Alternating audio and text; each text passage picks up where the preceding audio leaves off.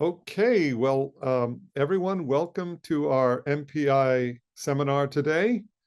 We're very excited to hear about new work, which no longer is confining the MPI to the lowest levels of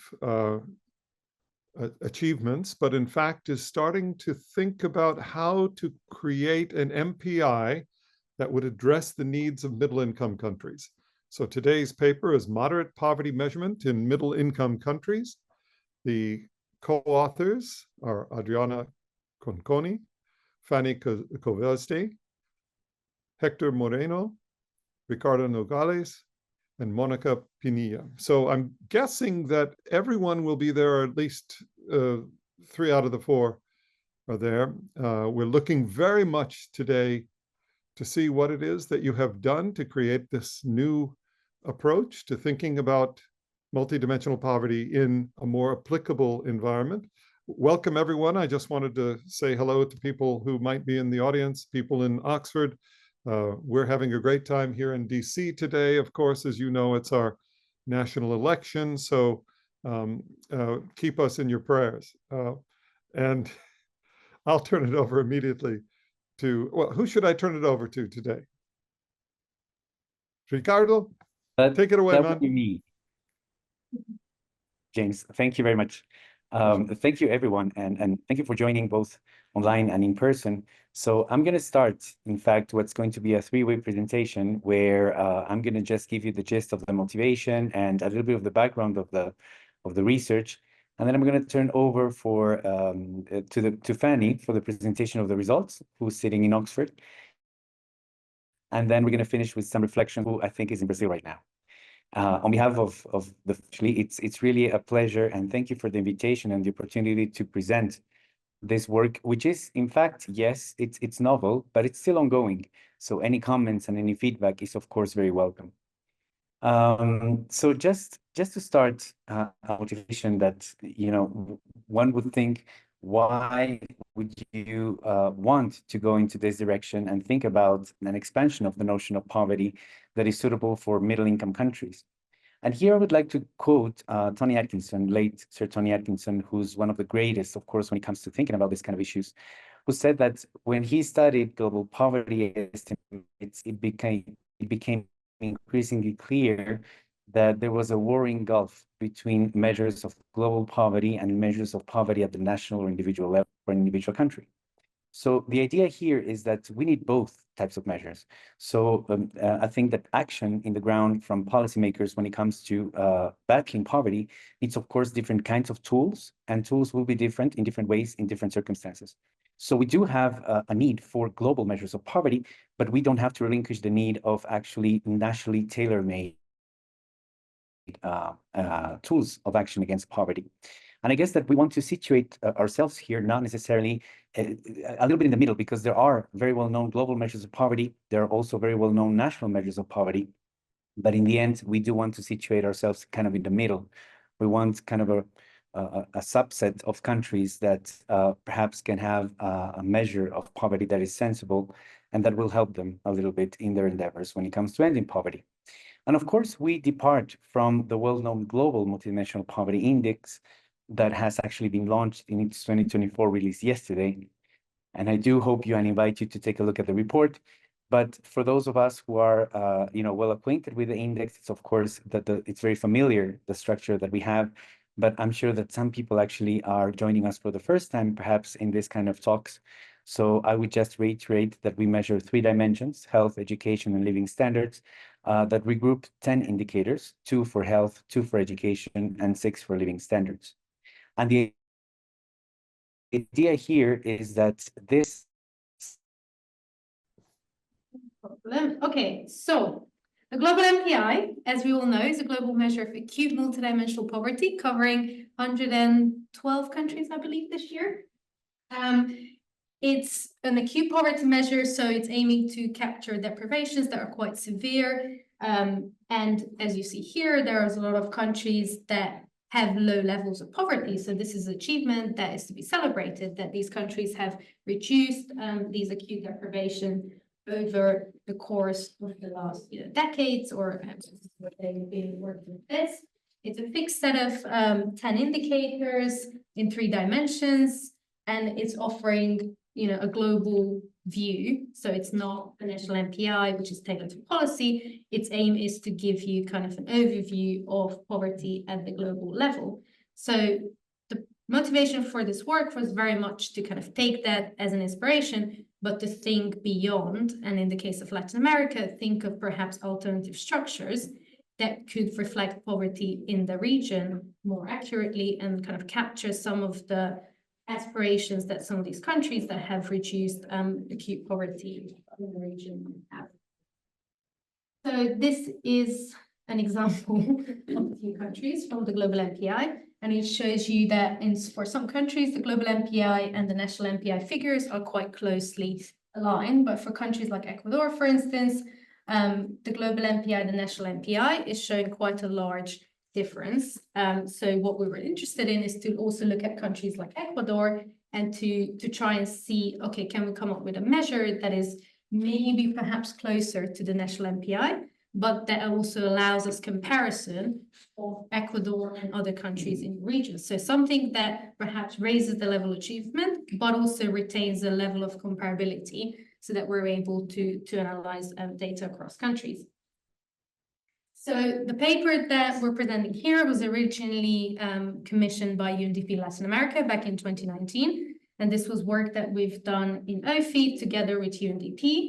At the time, the research was not published. So we had kind of a similar presentation in 2020, but now we're going back to this work and we'll be updating it with new data.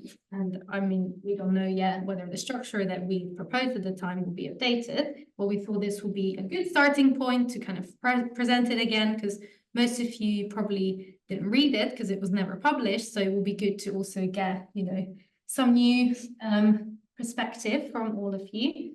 So what the paper did is identified a small, first of all, like the first half of the paper kind of presents an identification of what is a middle income country or intermediate levels of development. So it looks at these countries using a few different measures, HDI, global MPI, income measures of the World Bank.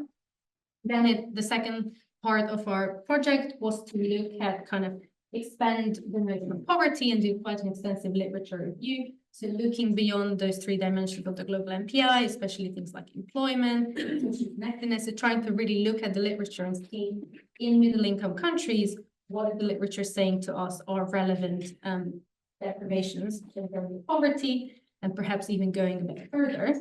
And then the third part is the empirical application, so selecting a subset of countries that are all in Latin America and using surveys to construct a comparable measure as much as possible. You'll see there are some caveats to this.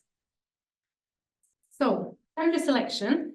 So we looked at a few different rankings, and basically we looked at things like the HDI, so that looks at high to very high to low human development, the World Bank income classification. So I think at the updated, yes, it's been updated. And then we obviously looked at the global MPI as well. And we did kind of different kinds of like cluster analysis and looked at what different rankings of these countries that we get, and then what is kind of the subset of the countries that we can identify based on these 2 classifications. And here is just a table showing you kind of how many, average headcount ratio according to the different classifications. This is still using the old, okay, that's quite interesting. So, sorry. Yeah, so basically, I mean, this is just telling you that you have lower poverty at higher levels of human development. We did multiple correspondence analysis. Hector did all this wonderful work. Unfortunately, he's not here to present it. And basically, I think the paper will tell you a bit more about this. I'm not sure I can really explain it to you. And then based on this, we picked a subset of countries that were identified as intermediate level of development according to all of these measures. And then we focused in on Latin America and Caribbean, because we were working with UNDP Latin America. And then basically picked 6 countries that had national surveys. Most of them have existing national MPIs, not all of them. But we were trying to kind of get a mix of countries that, you know, had either like a large difference in their national MPI and the global MPI, or countries like Brazil that were the largest economy with largest population. So we wanted to kind of capture a variety of countries in the region. As I mentioned, we were going beyond the dimensions and indicators of the global MPI, and especially with the aim of including employment, if possible, in the measure, but also keeping kind of an open mind to what else could be captured and included based on, you know, what was identified in the literature and what we have available in the data. We were also thinking, so this was a priority at the time for the project with UNDP, to try and include a gender-focused approach in the indicators, and to try as much as possible to perhaps include something on environment. So this is kind of, these were our aims that we set out with. You will see how much of this is possible in a second. So we started out with these kind of 9 potential indicators based on the literature review. So we had discussions with OPHI, we had a lot of discussions with UNDP. Of course, this is not an exhaustive list by any means, but it's kind of the major topics that were coming up and that we thought could be relevant in the case of middle-income context, especially in Latin America. So this is kind of giving a little bit of an overview of like the motivation identified in the literature of why these indicators and dimensions could be relevant. So obviously education is included in the global MPI as, you know, years of education and school attendance. And what we're trying to do is to perhaps look at quality of education, or also, you know, go and expand at least like the years of education that is required in order to be, you know, for a household to be classified as deprived or not deprived. So we were thinking based on the literature that we can include things like, you know, higher educational outcomes, so whether that's secondary schooling or also preschool attendance, because that's kind of something that was mentioned as relevant in the region, or, you know, look at test scores. Obviously, unfortunately, the data that we have was not really including any of this.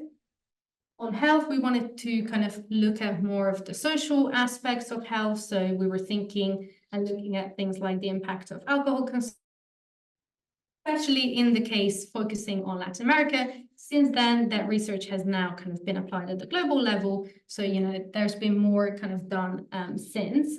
But, you know, thinking of not just whether someone is employed or unemployed, but whether they have kind of, you know, the kind of contract they have, whether they have the right to determine their own working hours, or, you know, how much control they have over the work that they do, whether they have any sort of kind of protections related to their jobs, which is the next dimension. So not just employment itself, but also kind of social security. So whether your job is providing you with pensions, with protections, you know, sickness insurance, all of those kind of things that as a country is developed, perhaps is an expectations that, you know, the informal economy, obviously in Latin America is quite large, but what we're trying to do is also to capture and set perhaps aspirational indicators that could show whether that's being reduced over time. And then the environment. So again, very, very relevant. I think since we've done this, obviously it has been way more demand for this to be part of MPIs, or in some ways to be captured in relation to multidimensional poverty, because it has impact on people's lives, and especially disproportionately in many cases on poor people's lives.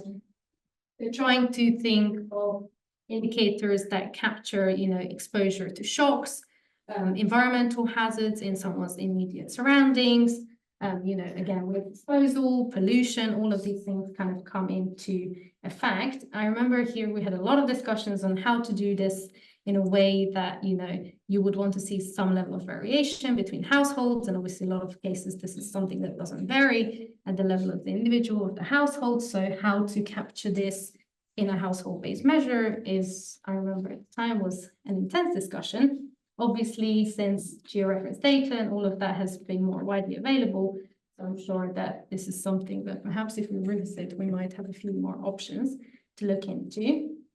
And then we were also thinking of social connectedness, so going kind of looking at, the community aspect and people's relations and how that impacts people living in poverty. So whether, social isolation, loneliness, these kind of things could come into a poverty measure in a middle-income country context where acute deprivations have been reduced.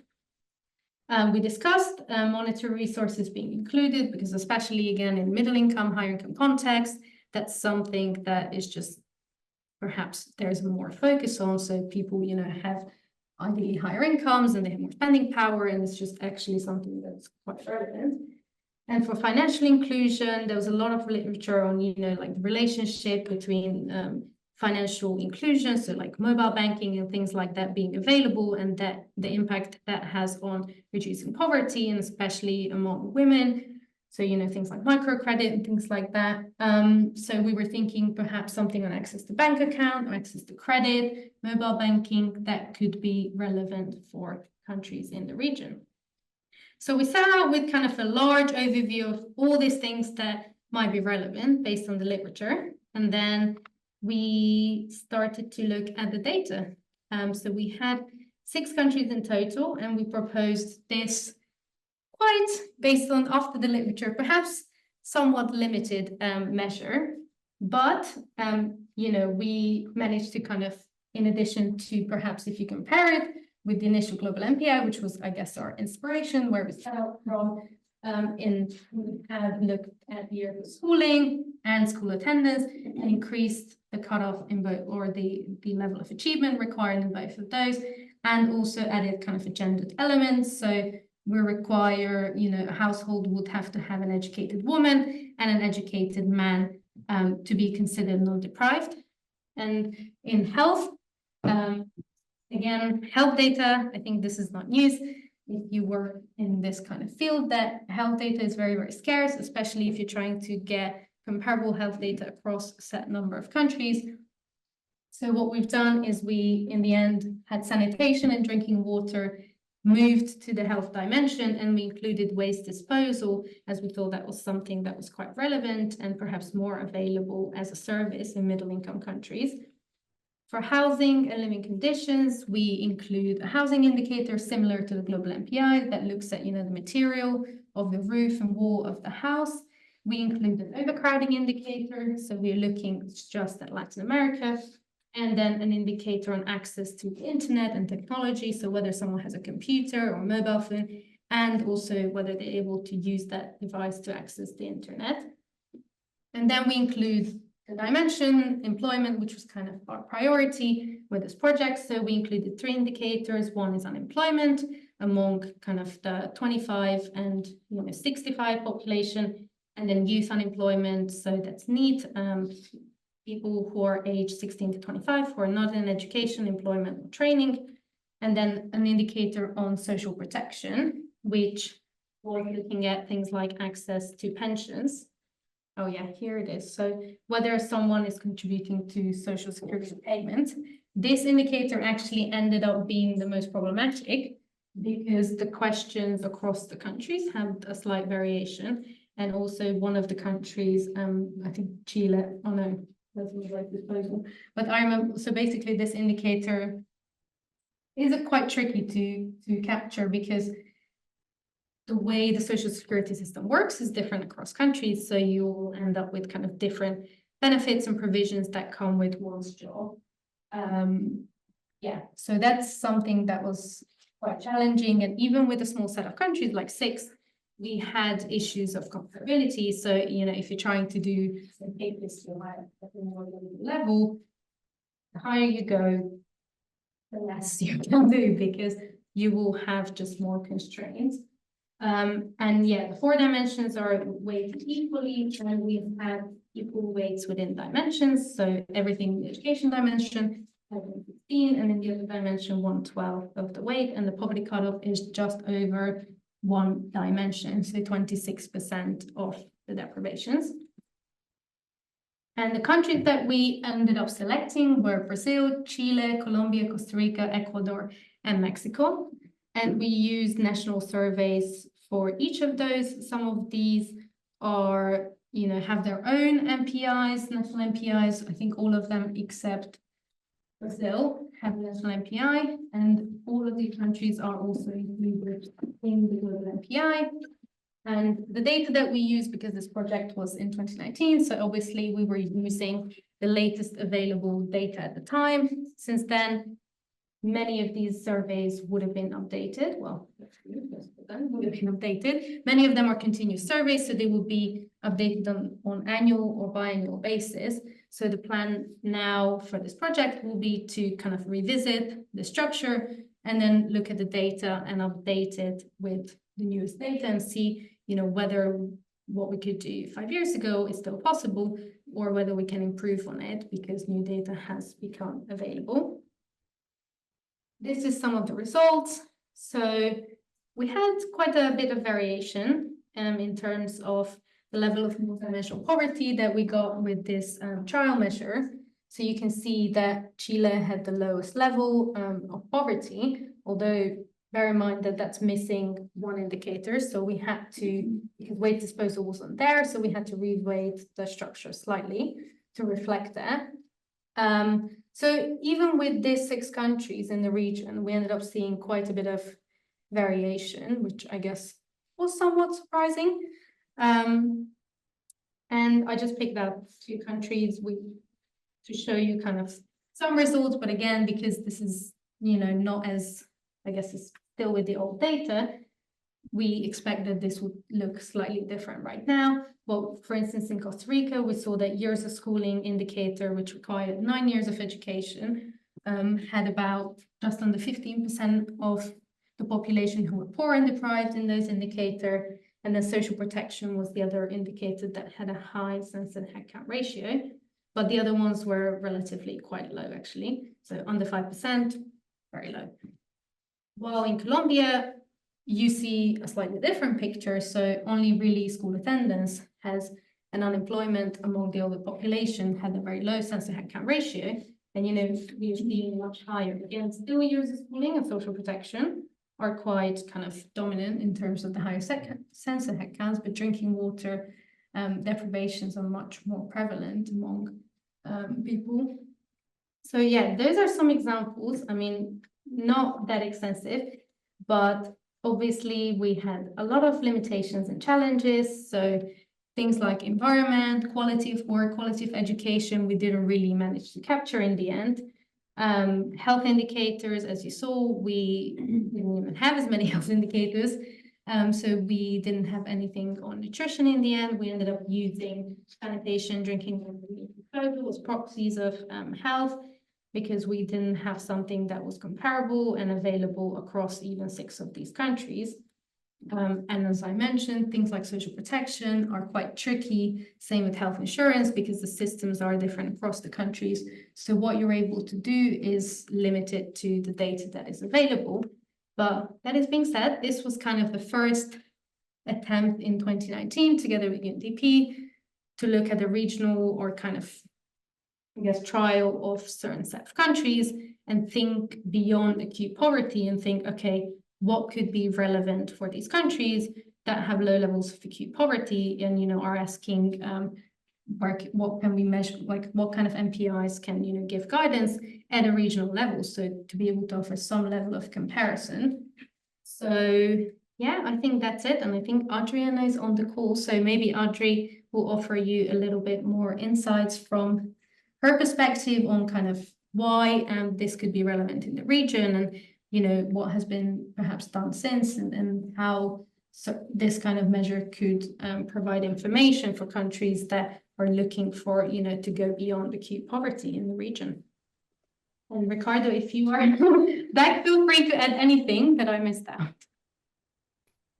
Yeah. Perfect. Thank you, Fanny. Thanks so much for presenting this work, and good morning, good afternoon to everyone. Thank you for the possibility to sharing this work. As Fanny mentioned, we started working on this a few years ago, and we are now trying to revise it and revamp it and adjust as things have evolved in the region and globally in terms of poverty measurement after the pandemic as well. So we are revising this work, and your comments, your insights will be so useful for us in coming to a new version of this work.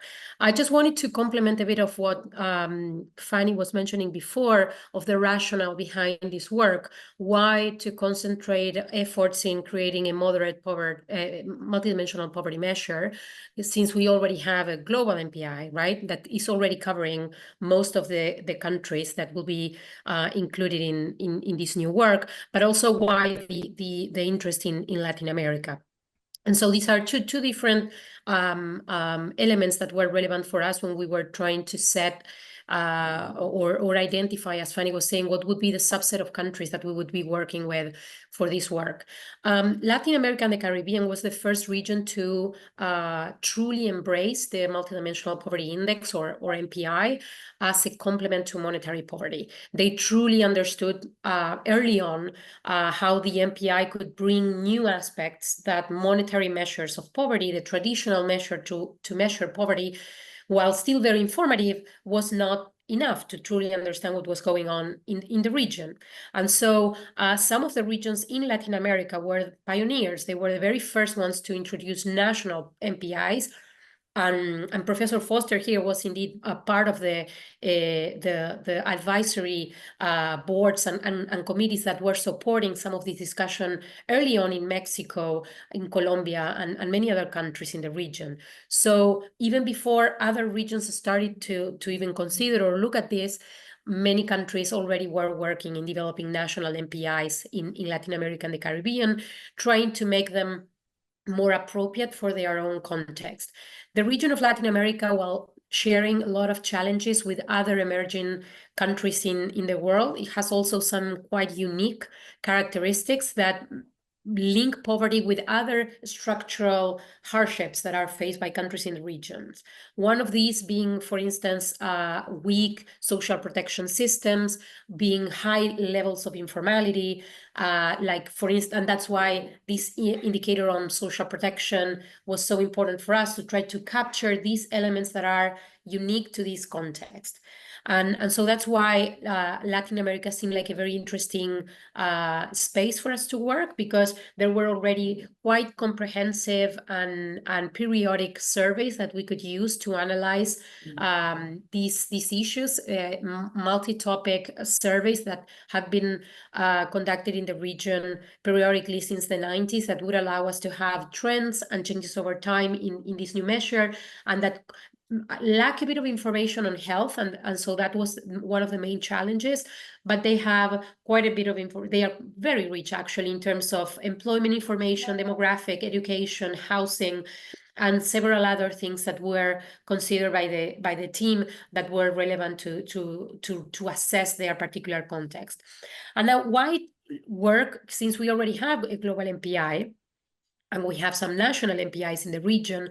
Why they then devote time to a new measure, comparable, right? A new comparable measure for the region, a new regional moderate MPI.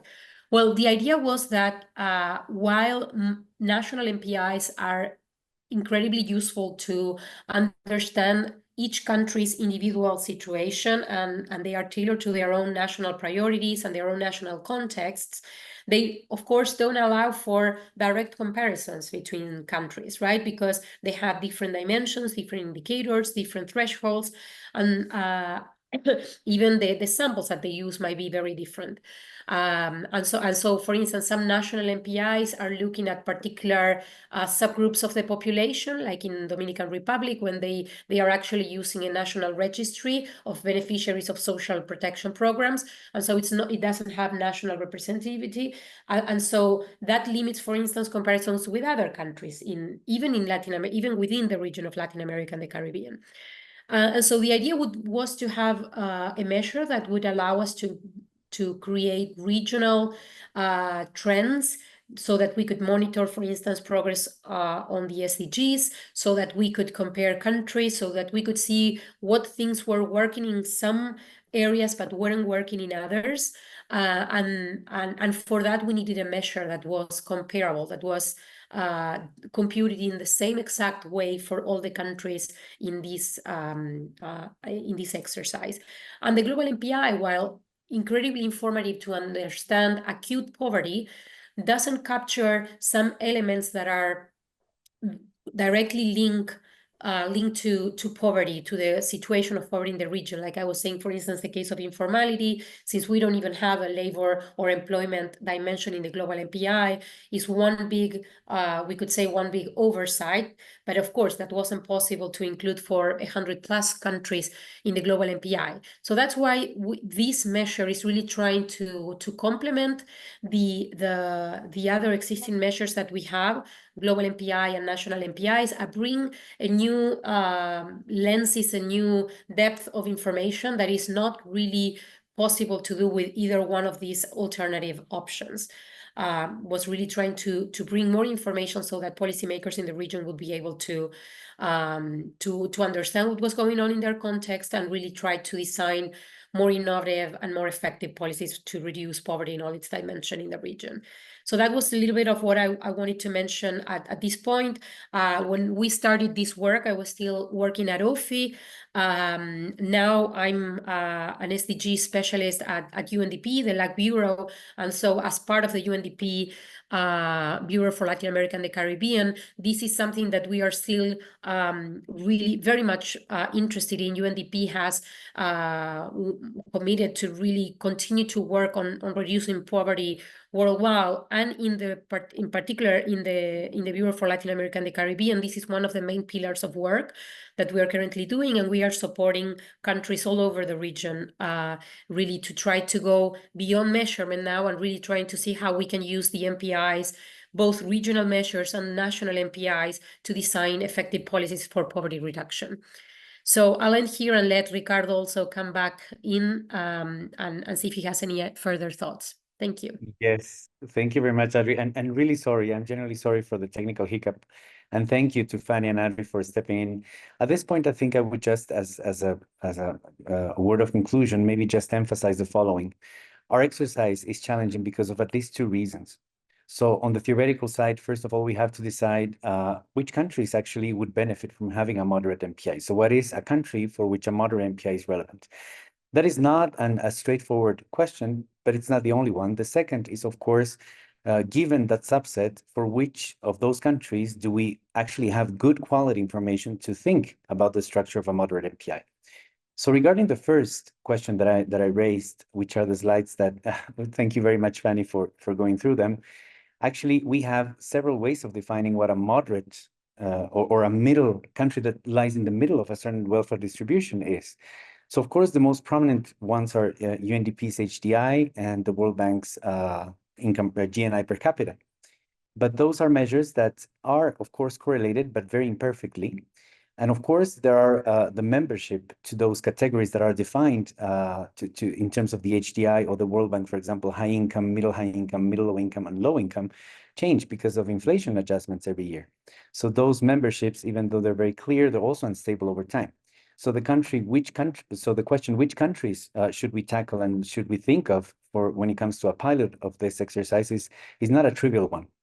And what we did is try to define what we call a core set of countries within the ones that are measured in the global MPI that we see value in actually thinking about a moderate MPI.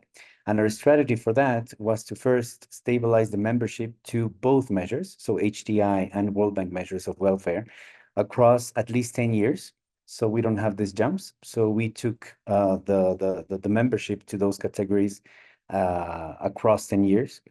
And then we realized that there's at least three groupings. So low development countries are very, very, of course, nearly the opposite as to when we think about high or very high income countries, that of course are the extremes.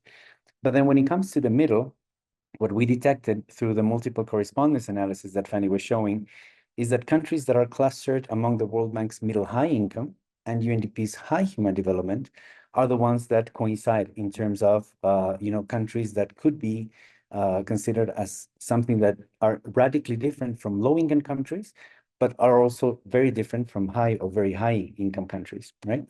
So when we think about the subset of countries that could benefit within the global MPI that could benefit from this kind of revision, so we stuck to the ones that are classed in both measures at the same time. So basically that are clustered among the World Bank's middle high income and the UNDP's high development by the HDI. So that left us with 38 potential countries among the 112 that are covered by the global MPI.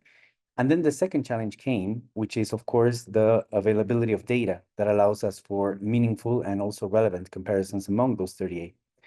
And most of them actually were in Latin America, which is why the Adri's insight and Fanni's emphasis on this region is very important for the work going forward as well. So that's what I wanted to add. So again, it's very much work in progress, but I do think that there is not only the need, but there's also a possibility to think about this kind of measures in the future. But of course, there's no one best way to measure that. We don't claim that, but we do need to have an open discussion about the relevance. And if we agree on that, then what that this measure should look like. So it's a seminar that, opens this kind of questions, hopefully with a touch of relevance and usefulness. Thank you, and sorry again. Thank you, Ricardo. I'm going to jump in here and use my simple moderation location just to start off the discussion, if you don't mind. Since we do have time, I don't feel like I'm stepping on anyone's toes. Starting off, there is certainly a lot of work going on in multidimensional measures of poor quality employment. It's very similar to your discussion of that one dimension. You can see the work of Senbrook in a recent, and me in a recent LSC policy piece, just describing some of the issues there, the relationship between your part of your work on employment and what is going on in the sphere of poor quality employment measures is quite closely linked. I think we should, at least make that link because it's a salient area now in the policy discussion in Europe and Latin America. Chile, I think just recently was discussing putting it into its pantheon of official indices. So things are happening there quite rapidly. Second, your discussion of middle income countries does invite a discussion of middle income trap and what is it that might be releasing countries from middle income trap in these multidimensional ways. Now, most people who discuss middle income trap don't talk multidimensionally. And if you look at the new World Development Report, you'll see some discussion, but it might be a good angle forward to provide more links to what's happening in the discussion at the institutions like the World Bank. So that's a second comment. Third comment is actually when it comes to social connectedness, I think the country that really was pushing on that edge was Chile, of course. And so it really is, I think, imperative to kind of go back to Chile. The original discussion was that Chile said, we want to have social cohesiveness or connectedness because it's so important to the country. And they didn't have the data. So it was recommended that they don't include it in the first round, but the second round, they came back in a very large group of folks in the audience, hundreds actually, from Chile, stood up and clapped very loudly when they announced that they were including a measure of social connectedness or cohesiveness to the tune of 10% in the result, follow-up Chile MPI. So I think that's really a country to do some connection as to what they were doing and to see whether that might inform that part of your discussion. Fourth, in Costa Rica, for instance, there's child care and broadband. And my question is, where did those variables go? They seem to be extremely important in the particular country under question. It might be interesting when you're considering variables to actually look at all the variables that the national MPIs are using and then talk about each of those. Because back when you were doing this before, I'm not sure it was as settled, but now it's a lot more settled with the new national MPIs coming out in so many of the countries. Now, that may be wrong, but in any case, what struck me when I saw this was, childcare, that's interesting. Broadband, not there. So, maybe I'm wrong, maybe it's there, but a quick discussion of that. In fact, just generally, sourcing variables from national MPIs in different countries is a very natural way to go now. See, the original was global MPI, help the national create. Now, national is creating locally variables that are relevant, are being put into these measures. Now, could regionally, or could, at the middle income or middle countries, could it make sense now to just come back and learn from the national at that level, given where we're at? And then finally, how does all this compare to CEPAL's effort to do a regional MPI for Latin America? Thank you. That's all my comments. And you can answer them now, or we can go to other questions. In on it. So Claudia, do you have questions that you have online, or in the room? Ricardo, Fanni, Adriana, response to what I mentioned. Hi. Okay, thanks so much, James. Maybe I'll start, and then Ricardo, Audrey, if you have comments, please feel free to jump in. Completely agree with the 3 point. I think that's something that we can take and discuss. On the national MPIs and considering those indicators. So I think we were trying, so we looked at those indicators as well, but many of them were not available across the country. So we ended up having to remove them, but perhaps revisit now. And yeah, maybe some of the MPIs have since been revised. So I think that could definitely be valuable, especially. I remember that childcare we definitely discussed. Internet we included in the end. Internet access is included, and then childcare is something that we were discussing. And I think it was available in a subset of the country. So in the end, we decided that unfortunately we couldn't include it. On the last question, I think Audrey will be the best person to respond. But Ricardo, Audrey, feel free to come in on the other ones as well. Thank you, James. Thank you, Fanny. Yes, I think that one of our, as Fanny was just mentioning, one of our things in our to-do list for this paper is exactly the point that Fanny was mentioning. Some indicators were initially considered because they were included in national MPIs, they were relevant, they were interested, and we wanted to include them here, and they were not available for all the surveys for all the countries that we wanted to measure. And now we are in this exercise, we are only considering 6 countries, but the idea was we were forward looking in the sense that we would want to eventually expand to more countries.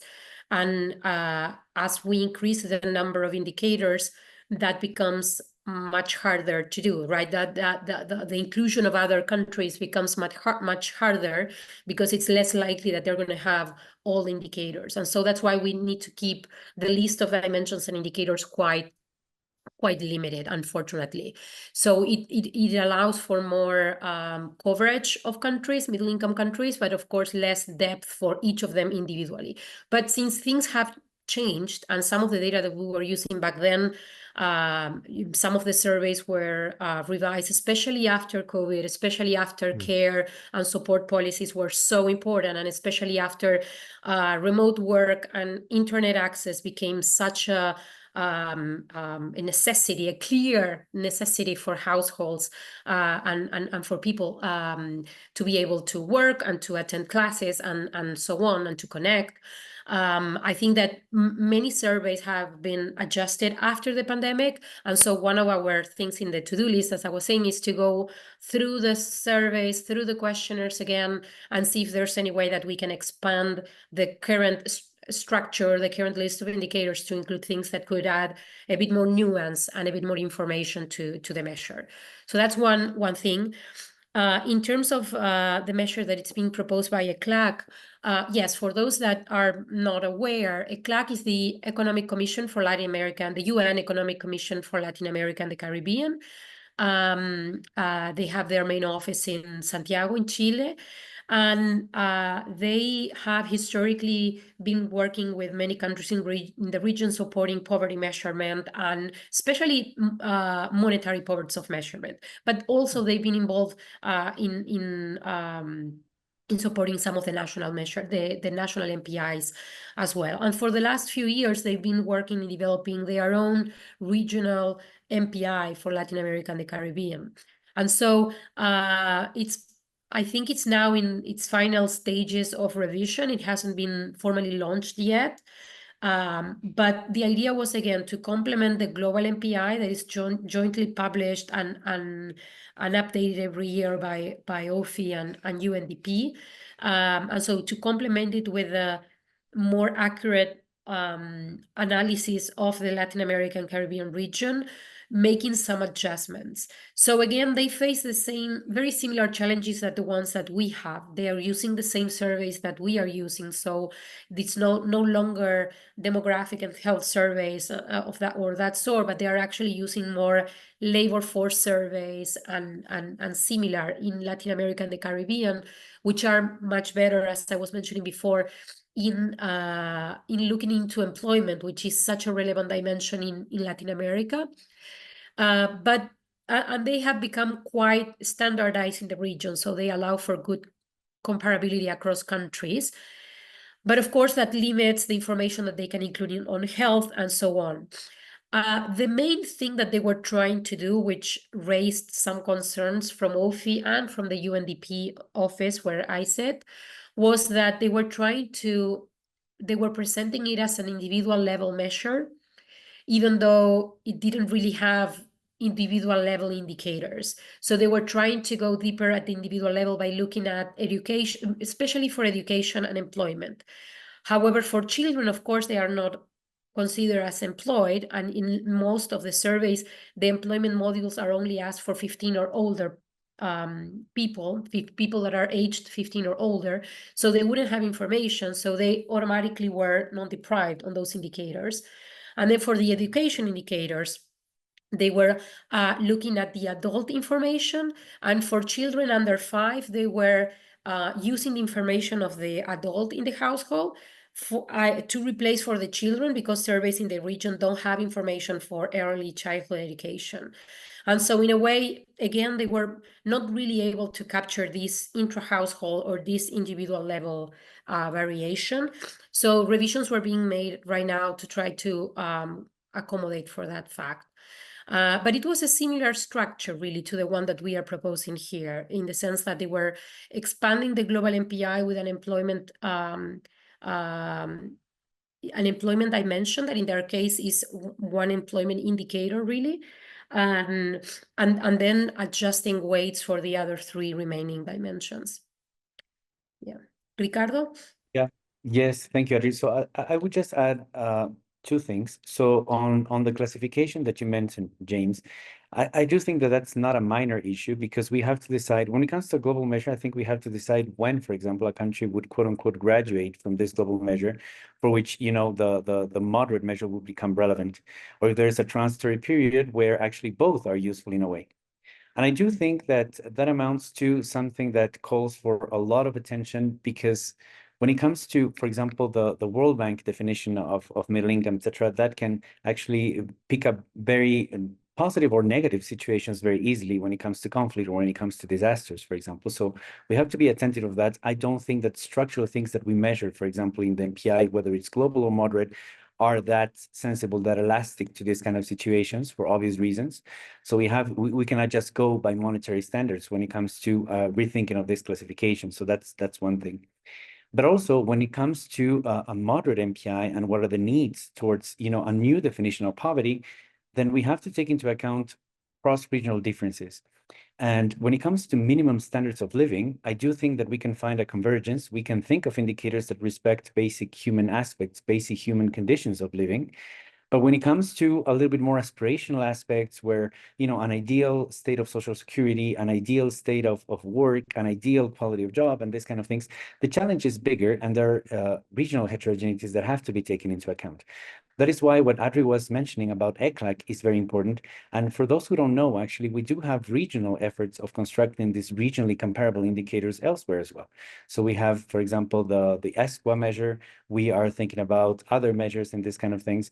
And I do think that that adds value. It adds complication in the sense that we do have more tools but then we have to be knowledgeable about what can be done with each tool. And that's the challenge that we have to handle, I think. So yeah, I mean, much more can be discussed, James, but those are very insightful thoughts. Thank you. Thank you very much. Well, it was the point was that linking up with these other efforts is very helpful in informing them. Everyone can be on the same page. It's very important, I think, to do. I'm going to turn it over to Claudia in OPHI. And do you have any comments? And if not, read them off chat. Just wanted to check if here someone has a question. Yes, there's a question here. Yeah, thanks for the presentation. You mentioned very early in the presentation that one of your motivations for doing this moderate MPI was because there was mismatches between the global MPI and the national MPIs. And I was wondering what those mismatches look like between the moderate MPIs, the global MPI, and the national MPIs. So does it actually seem that there's sort of relationship between the three? Are you actually kind of succeeding in capturing the rates of poverty, or at least seeing relationship between the national MPIs and the moderate measure that you're constructing in the paper? Another question? We'll do a serial group of them. I did 7, so 6. So I think there are no more questions here. okay, great. There's a Q&A question that I can pull out.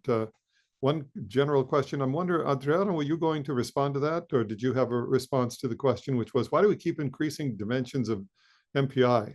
Why not limit the dimensions and measure the outcomes of the limited dimension variables in reducing MPI? So that's one question which is put forth. You might be answering by writing it, but I'll put it out there. Secondly, following up on that, in that case, if we include the living standard dimensions in health, then it altogether change the definition of health dimension indirectly. Many variables affect the health dimension. I don't know what the conversation is, but you can inform the rest of the folks what it was. And then finally, are you thinking about including maternity leave in either Social Security or the employment dimension? Are we there yet to include that in your particular measure? So I think that's the final question. So carry on.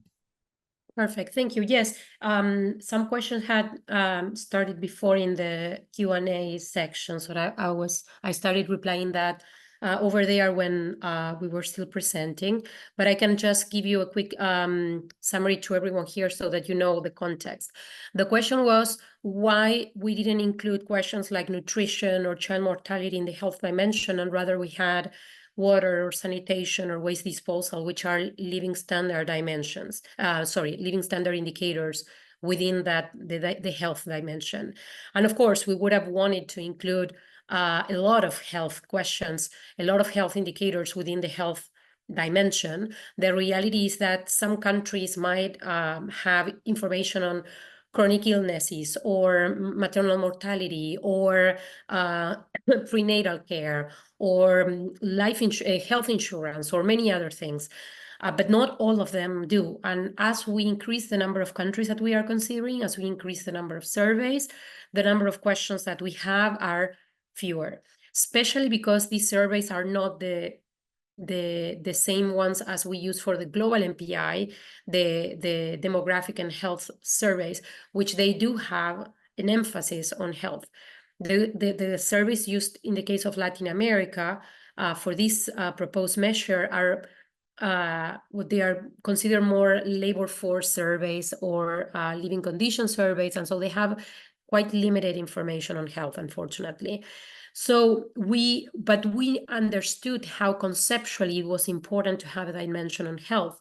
And so water and sanitation and waste disposal, these are indicators that, while many times are included into a living standards dimension, they are also directly linked with health outcomes. There's a lot of evidence showing how not having access to proper, to safe drinking water can lead to diseases, how not having proper improved sanitation facilities, private sanitation facilities can lead also to health concerns.